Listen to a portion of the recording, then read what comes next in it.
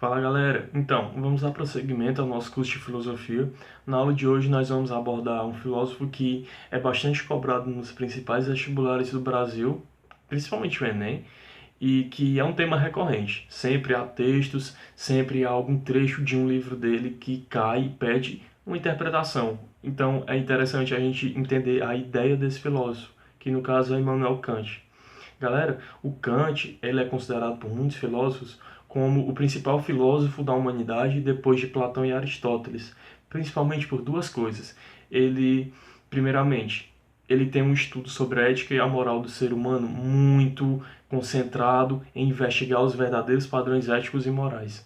Como assim? Ele parou e analisou, fez estudos sobre a importância da ética e da moral na vida do homem e na sociedade, como também juntou dois temas na época bastante controversos, que seria o empirismo de Francis Bacon com o racionalismo de René Descartes.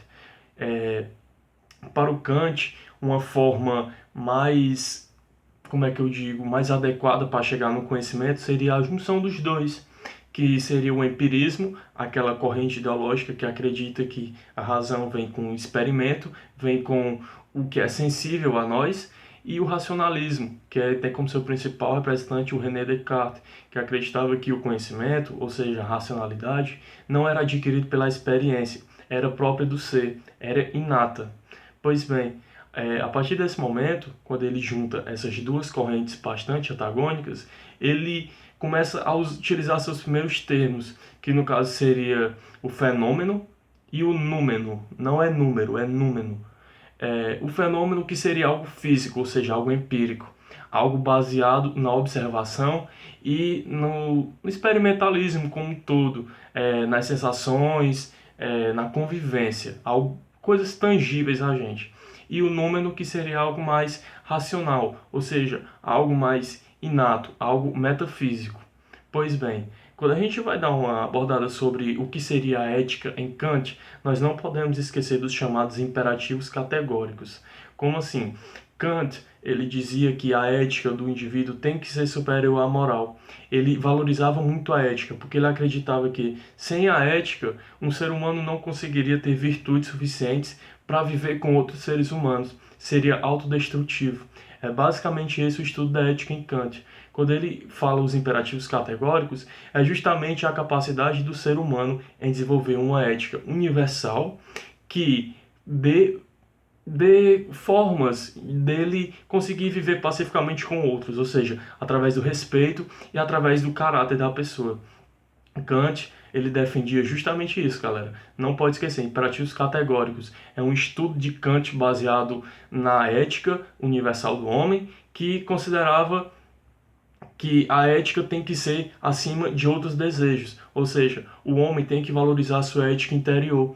E é a partir desse momento que ele desenvolve outros estudos, como por exemplo, Kant desenvolveu estudos na área da liberdade.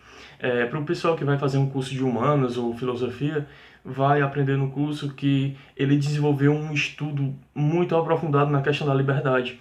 Por exemplo, Kant, ele dizia que se não fosse a liberdade, ou seja, o livre-arbítrio do homem, o homem não conseguiria viver. Ele já teria sido morto há muito tempo, não existiria a espécie humana.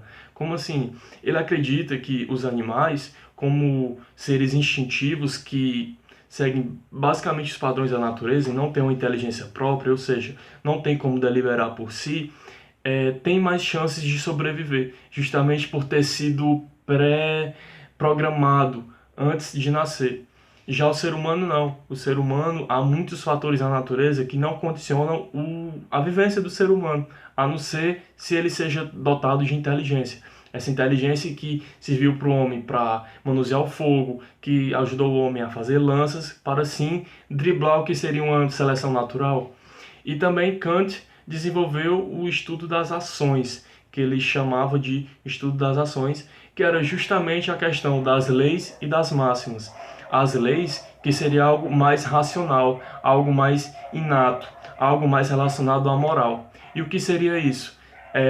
Algo relacionado às leis Seria eu estar andando na rua e ver uma pessoa necessitada e sentir na obrigação ética e moral de poder ajudar essa pessoa, de dar alguma comida, de dar algum dinheiro para ela conseguir viver.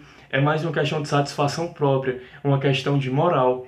Kant acreditava justamente nisso, que a ética e a moral desenvolveria o racionalismo, ou seja, um racionalismo não no sentido unicamente inato, mas no sentido de fazer uma sociedade mais justa, uma sociedade mais ética e complacente de um com o outro. Além das leis, como eu havia falado, que seria algo mais racional e moral, tem o que ele chama de máximas. Máximas que seria mais algo tangível, algo empírico.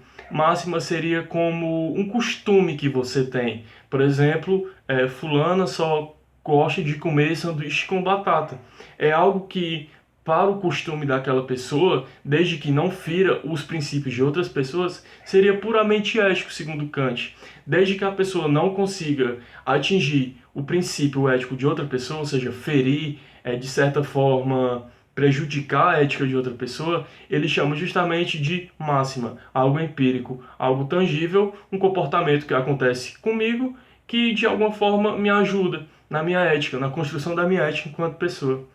Kant, ele é muito valorizado principalmente por isso, galera, por ele ter desenvolvido um estudo baseado na ética com os chamados imperativos categóricos. E ele é considerado o principal filósofo da história da humanidade, depois de Platão e Aristóteles. Bem, nossa aula vai ficando por aqui. É um breve resumo sobre Kant, as principais coisas sobre ele, que isso pode vir a cair no vestibular, como sempre cai. E é isso aí, galera. Eu vou ficando por aqui. Valeu, fui!